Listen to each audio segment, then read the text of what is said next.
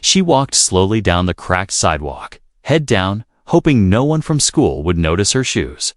They were old, the soles thin, with stitching coming loose near the toe. She had tried to fix them with thread, but it didn't hold long. Her school bag was heavy, even though it only had 2 books and a small box with dry bread inside. It was always dry bread, never something nice like cake or fruits like the other kids brought. But she didn't complain. She never did, at the school gate. She took a deep breath and pulled her jacket tighter. It was secondhand and too big. For her small frame, she knew what was coming. Every day was the same. Just a few steps into the courtyard, and the whispers began. "Look, the poor girl's here again," someone muttered. "She smells like old clothes." Another said behind a hand. She didn't look at them. She kept walking. Her eyes focused on the classroom door. One of the girls stuck her foot out to trip her, but she stepped over it just in time. Pretending not to notice, the worst part wasn't the words. It was how easily they laughed afterward. As if hurting her was entertainment. In class, she sat at the back by the window. The seat no one wanted. Even the teachers acted differently with her. Not cruel but distant, like they didn't know how to talk to her. Her notebook was half filled. With pencil markings, she couldn't afford colored pens or new materials. Sometimes, she'd borrow a pen for a few minutes and try to return it before anyone noticed. Lunchtime was always the hardest. She sat alone under the big tree near the wall. Far from the cafeteria crowd, she unwrapped her small piece of dry bread, chewing slowly to make it last. Sometimes she would just hold it and not eat at all, pretending she wasn't hungry when students passed by. They would glance her way with looks of pity or annoyance. She hated both, but when the school day ended, her face changed. There was something waiting for her at home, something that made her chest feel warm. She didn't run home, because running made her shoes hurt, but she walked a little faster. As soon as she reached the small apartment, she opened the door quietly and slipped inside. Her mother was already asleep on the couch, still in her work uniform. She worked at a laundry shop and cleaned houses in the evening. She barely had time to talk anymore, but her love showed in the little things. Like the note she left that morning, scribbled on the side of an old receipt. "Don't forget to eat something, okay?" The apartment was tiny, with one bedroom they both shared and a small kitchen. But in the corner of the room, next to a stack of folded clothes, sat a keyboard. It was missing 2 keys and made a buzzing sound when plugged in. But to her, it was the most beautiful thing in the world. She sat down gently and turned the knob. The light blinked once. Then it came alive with a soft hum. Her fingers hovered for a moment, then touched the keys slowly. She didn't read music. She played by ear, by heart, by memory. The sound filled the quiet room. Low and careful at first, then building into something tender, something pure. She played songs she had made up in her head. Sometimes they sounded sad, sometimes hopeful. She played with her eyes closed, letting the weight of the day melt into the notes. No one clapped, no one heard, but she didn't need an audience. The music was her way of surviving. The keyboard had come from a thrift store 2 years ago. A gift from her mom on her birthday. It had taken 3 months of saving coins from cleaning jobs. "You need something for yourself," her mom had said back then. Not everything should feel like a struggle. Even when her fingers got cold in winter, she kept playing. Even when she was too tired to study, she still played a few notes before sleeping. Music became her friend, her escape, her safe place. At night, she lay on the thin mattress beside her mother. Looking at the ceiling cracks, her fingers still moved slightly, as if playing invisible keys. She imagined herself on a stage, not in fancy clothes, but in her worn jacket, playing from the heart. She didn't want fame or money. She just wanted to feel seen, heard, respected. Tomorrow, the whispers would return. The laughter, the cruel jokes, they'd all be waiting for her again. But so would her music. and that gave her the strength to wake up each day knowing she had something they didn't, something they couldn't take from her, even if they didn't know it yet. She was more than just a poor girl with old shoes.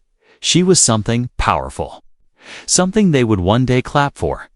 The next day started like any other.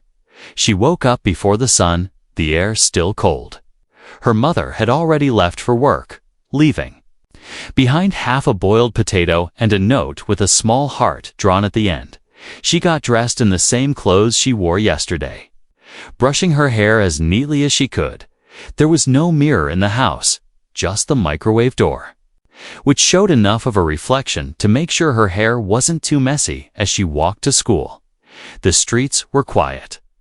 Just the sound of her footsteps on the sidewalk. She didn't mind the silence. It was the only time of day when the world didn't feel heavy. But as she reached the school gate, her heart started beating faster. She already knew what would happen. She had lived it too many times, in the hallway. Two boys looked at her and made loud sniffing sounds, pretending to cover their noses. A group of girls laughed as she passed. One of them muttered something about trash smell, and they all giggled again. She kept walking, gripping the strap of her backpack tightly, trying to block out the noise. By the time she reached the classroom, her stomach hurt. Not from hunger, but from the tight knot of fear that formed every morning. She sat in the back again. Like always, the teacher entered, and the students got quiet. Today's first subject was music, which usually meant something boring like copying notes from the board or watching a video about instruments. But this time, the teacher looked excited.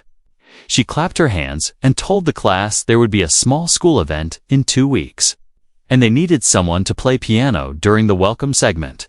She asked if anyone could play. The room stayed silent for a moment, and then a few hands slowly rose, mostly from the popular kids who always volunteered for everything. Then, after a pause, another hand lifted slowly, shaky and unsure. Everyone turned to look. Eyes widened, and some students looked at each other in disbelief. A boy at the front laughed out loud. You can't even afford lunch, but you can play piano."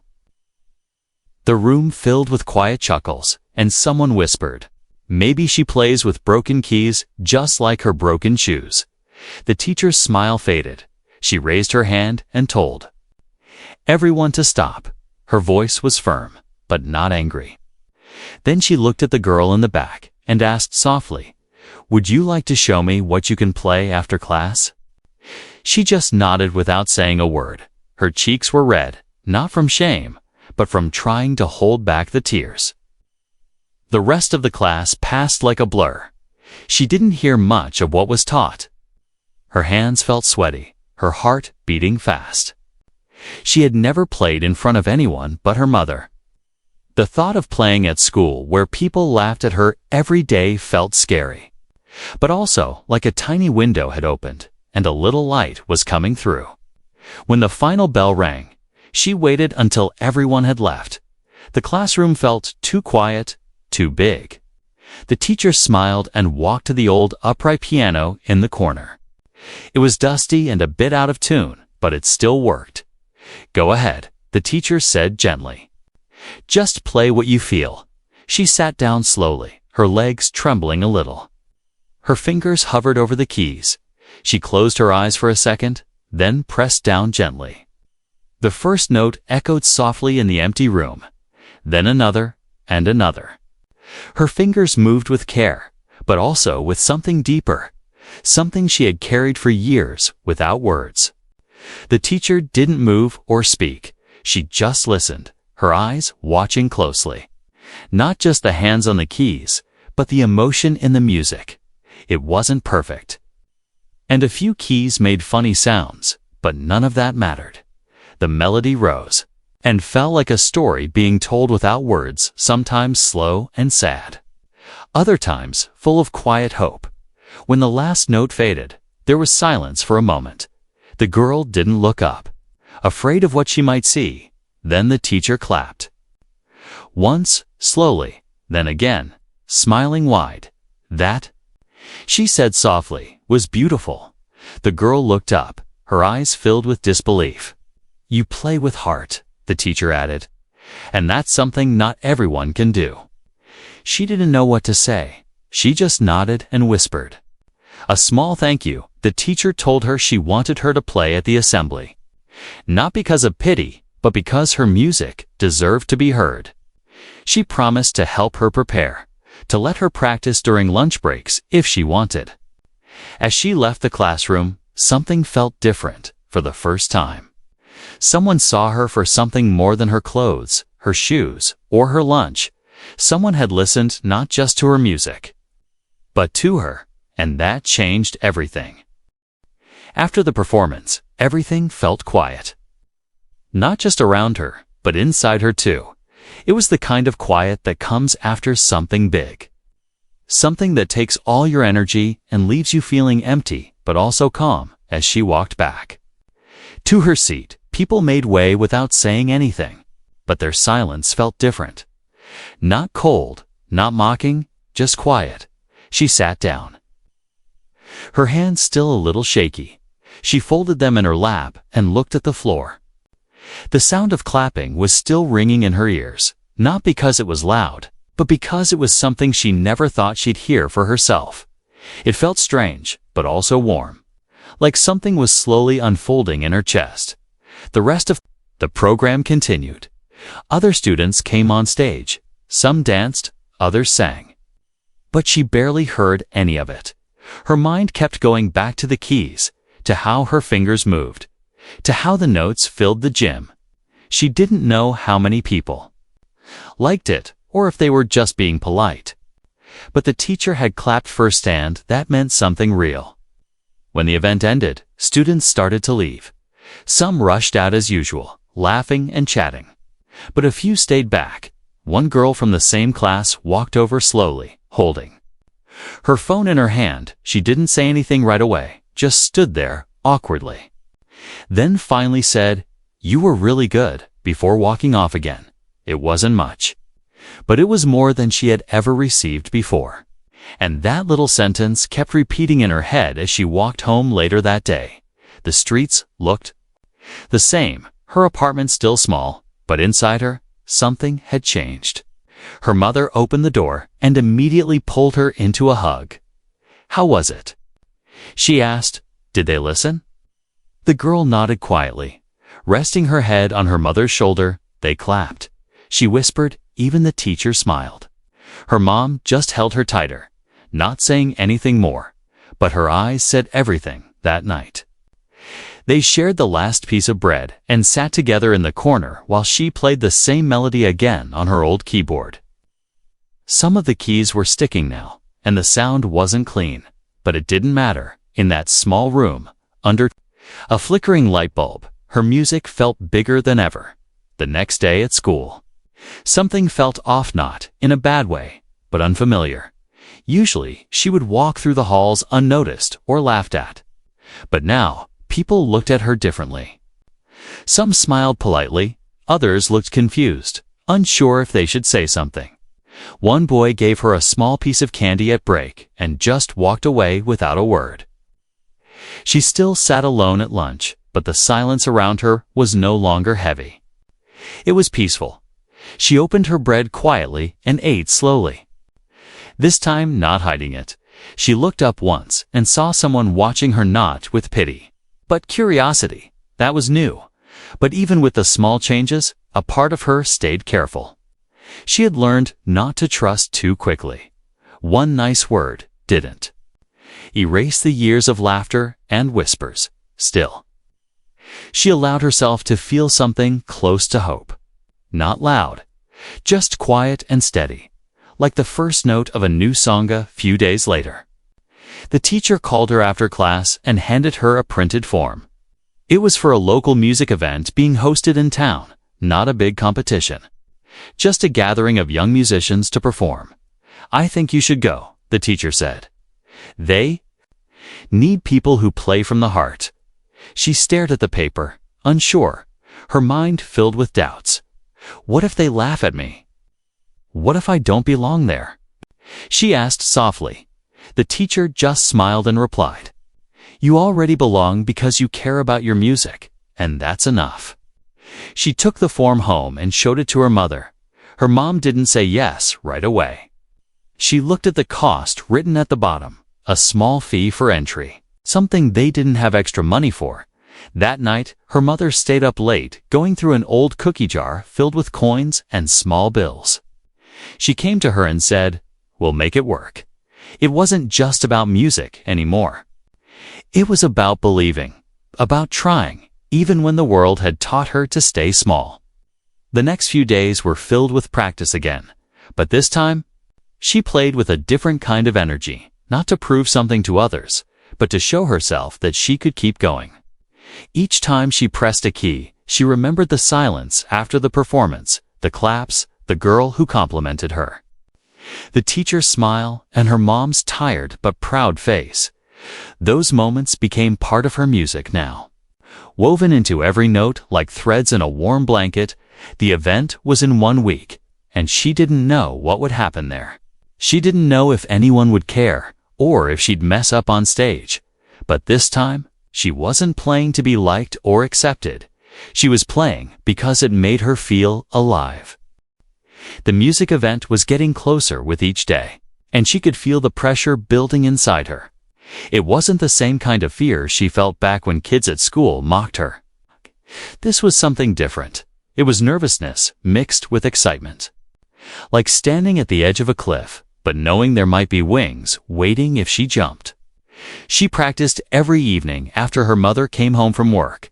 Sometimes her fingers would ache, but she kept going. Her old keyboard made strange sounds now. Some notes stuck, and others buzzed. Still, she treated it like it was a grand piano.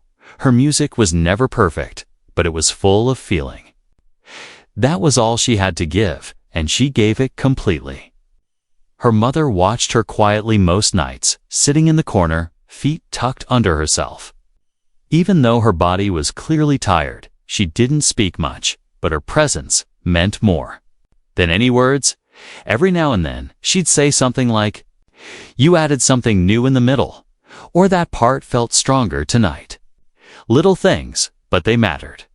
At school, things had changed too. The same students who once whispered and laughed now mostly left her alone. A few even nodded at her in the halls or asked questions like, "So when is that town music thing?"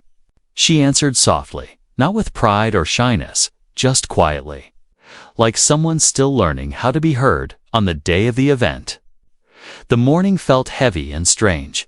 She woke up before the alarm and stared at the ceiling, wondering what it would feel like to be on a new stage, not just in front of classmates, but strangers, real people who didn't know anything about her life, her struggles, or her past. They would only hear her music. And that made it feel more serious. She didn't have anything new to wear, but she cleaned her clothes carefully and fixed a loose thread on her sleeve.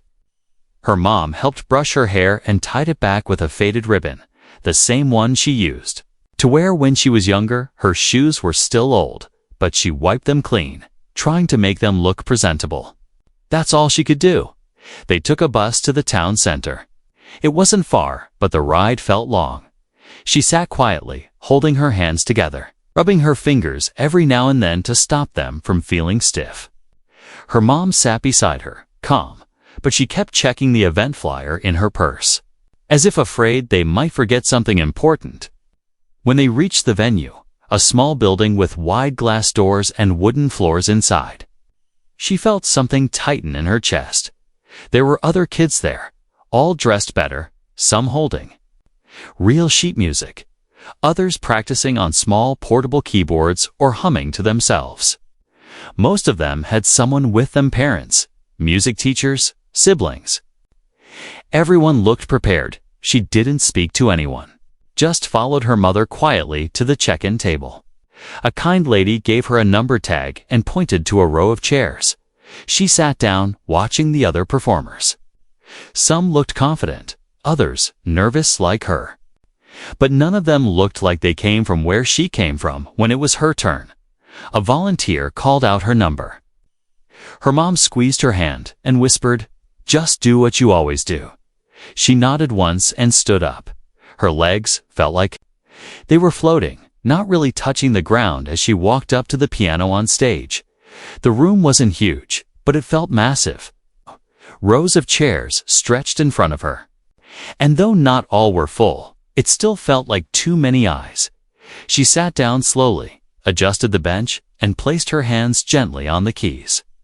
This piano felt different, heavy, and polished, but she didn't focus on that. She closed her eyes for a second and remembered home, the broken keyboard, the sound of her mother breathing softly nearby while she played at night. Then she began. The first notes were quiet, almost like a whisper, but they carried across the room. The melody was soft, filled with pauses. Like a story with long breaths in between, her fingers moved slowly at first, but soon they found their rhythm. Not fast or flashy, but smooth and gentle. With every key carrying emotion she couldn't say out loud. The room stayed silent, not the cold silence of disinterest, but a warm, respectful one. The kind of silence that means people are listening, really listening, as she played.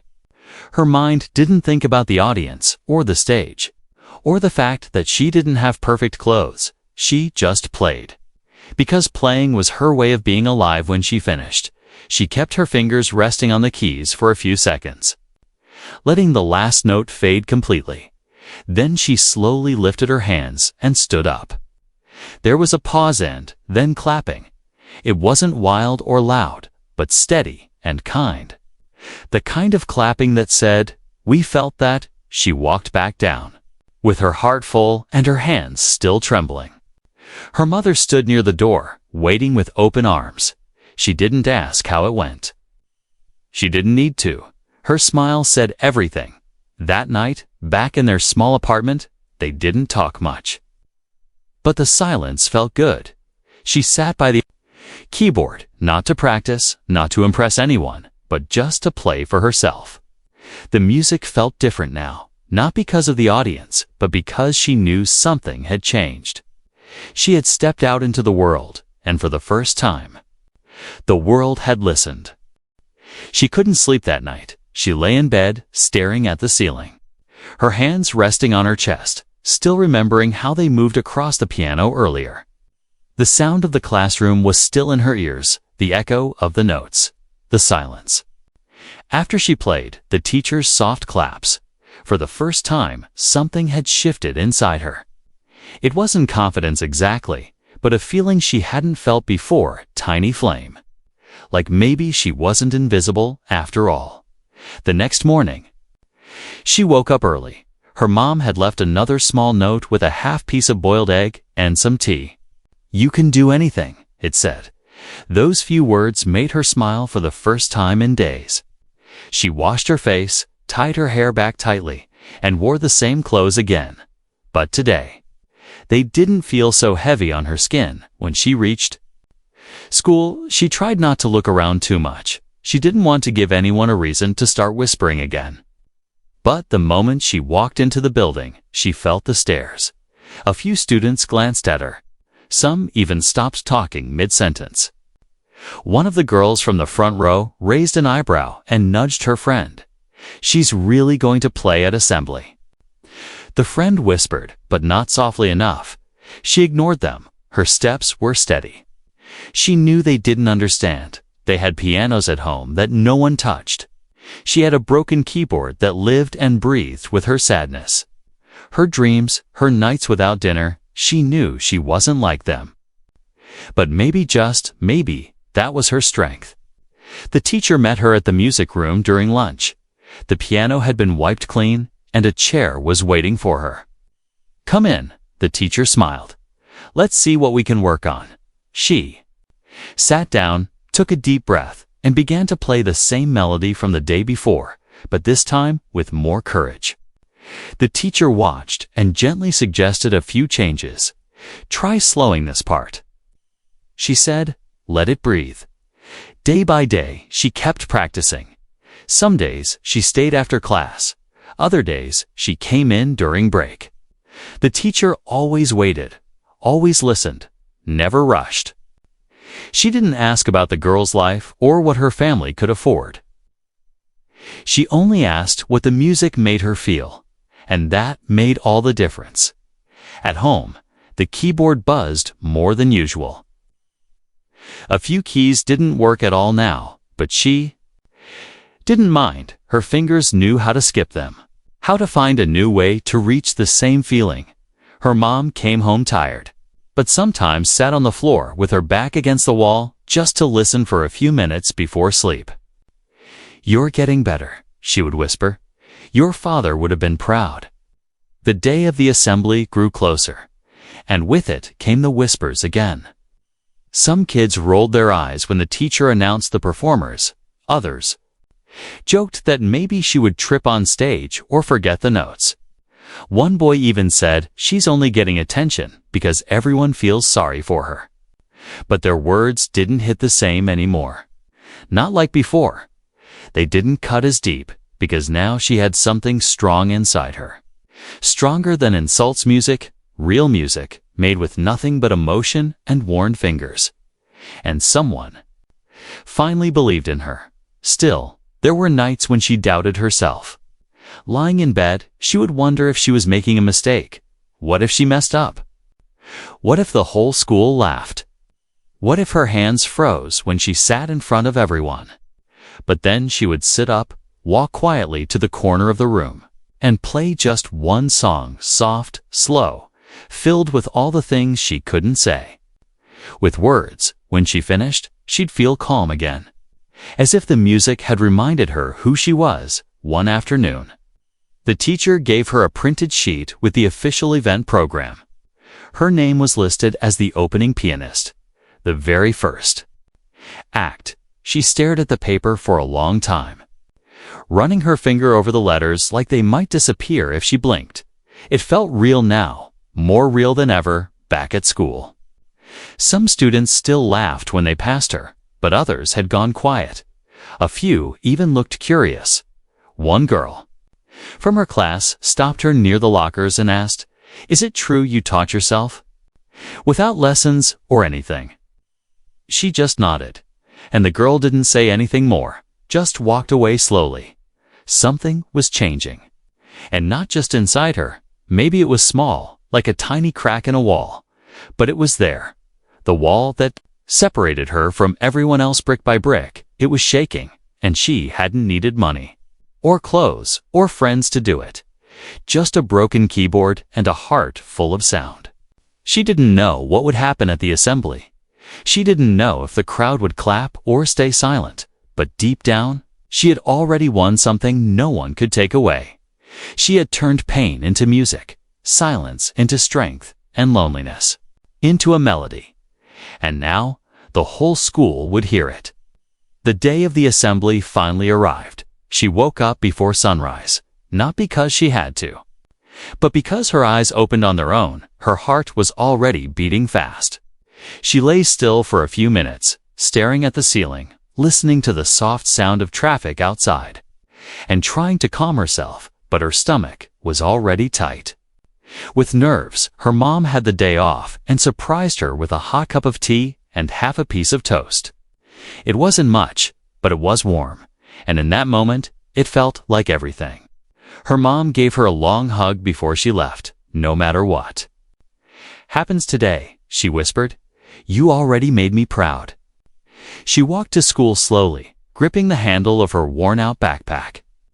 Inside was nothing special, just her regular books, but in her mind, it felt heavier. Today, it carried something more.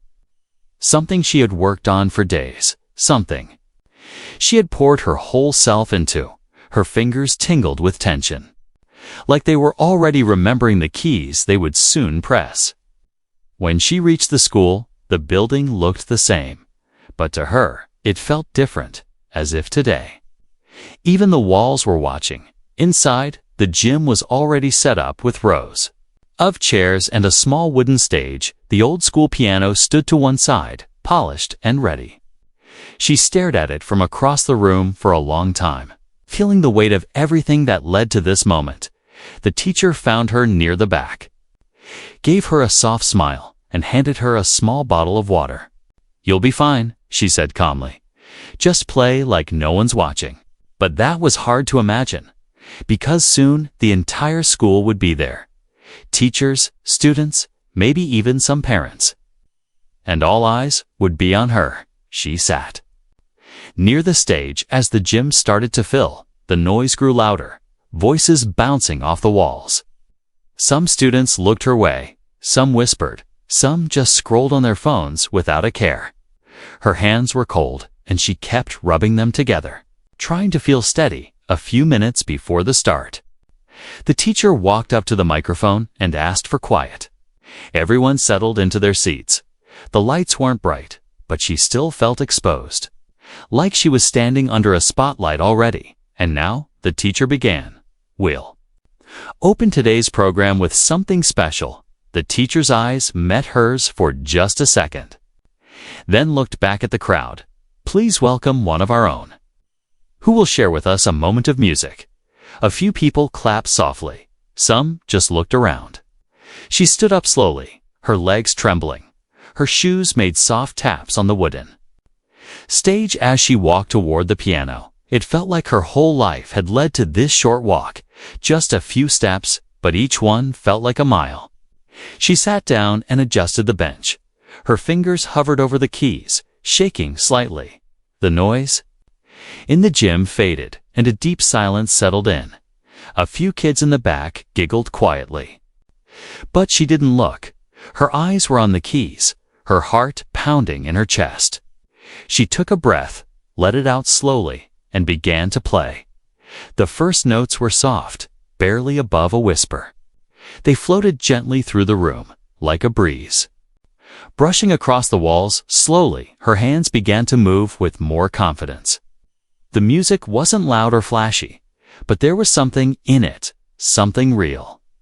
The sound wrapped around the listeners, and the room slowly fell still. Even the ones who laughed before were now quiet.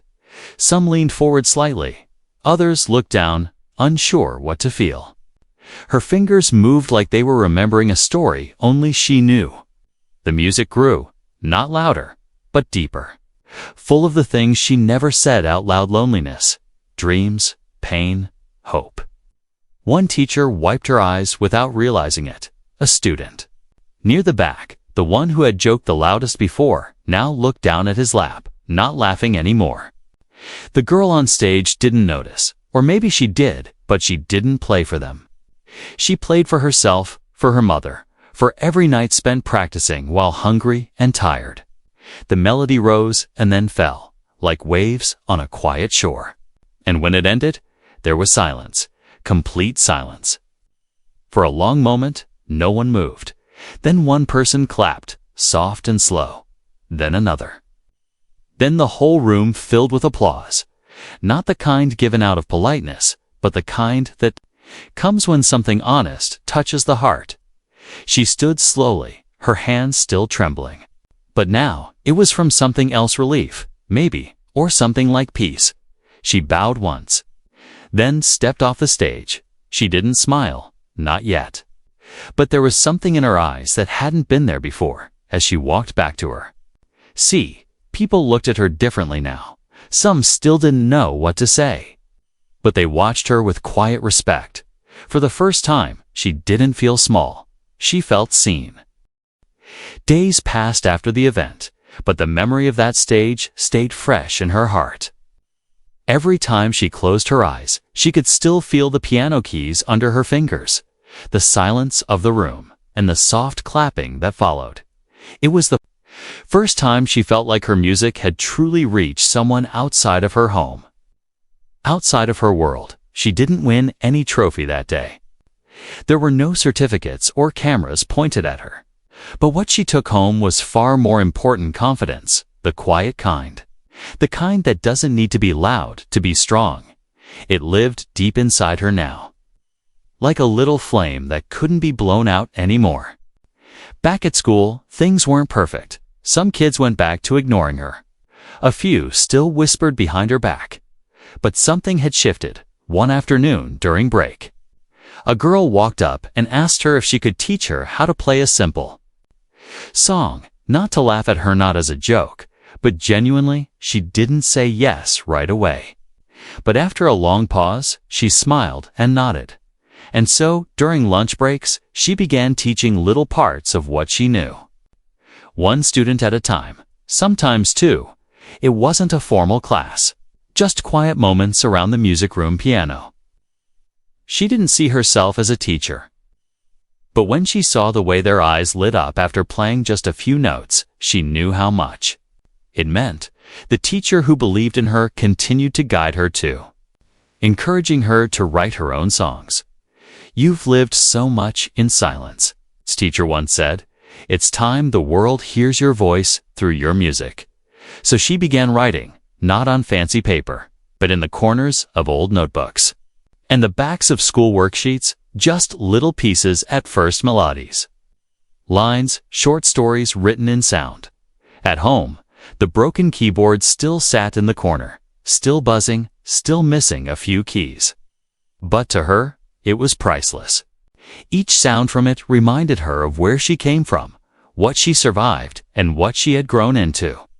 Her mother sometimes stood behind her while she played, swaying gently, her tired face softening with every note. They still didn't have much. Meals were still simple, clothes still reused, but now, their tiny home felt fuller, not with things, but with something invisible, something strong. The music had filled the space between silence and struggle with something beautiful. One evening, as the sun set and painted the walls orange, her mother received a phone call from the music event organizers. They wanted to invite her back, not just to play again, but to speak to other kids about how she learned, about how music became her voice. Her mother smiled and handed her the phone. "They want to hear your story," she whispered. Her hands trembled, holding the phone. She wasn't used to people asking about her life.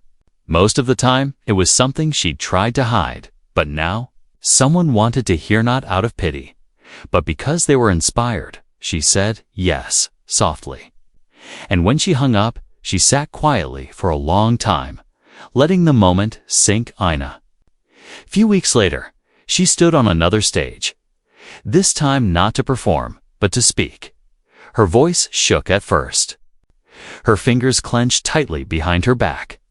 But as she looked out at the young faces in front of her, something settled inside her. She told them about her small apartment, her broken keyboard, the lunch break spent alone, and how music saved her when nothing else could. She didn't pretend everything was perfect. She told the truth in her simple, soft way, and when she was done, the room clapped again, low and steady. Just like before. Afterward, a small boy came up and said he didn't think poor kids could become musicians. She looked at him and smiled. "Music doesn't ask what you wear," she said gently. "It just asks what you feel." From that day on, more kids came to her, asking to learn, not just from her hands, but from her heart. And little by little, her story spread, not like a viral headline, but like a quiet song passed from ear to ear, touching people in places they didn't expect. Years passed, and her hands grew stronger, her music deeper. One day, a music school offered her a scholarship after hearing one of her recordings that her teacher had quietly shared. She didn't even know it had been sent, but when she got the letter, she cried, not because of the chance, but because someone believed enough to share her song with the world. She left home with her mother's blessing, her old shoes still packed in her bag as a reminder of the path she walked. And though she moved to a bigger city, played on bigger pianos, and sat in rooms filled with people who had more than she ever did, she never forgot where it started, not with applause, but with silence. Not with riches, but with a single broken key and a heart full of sound.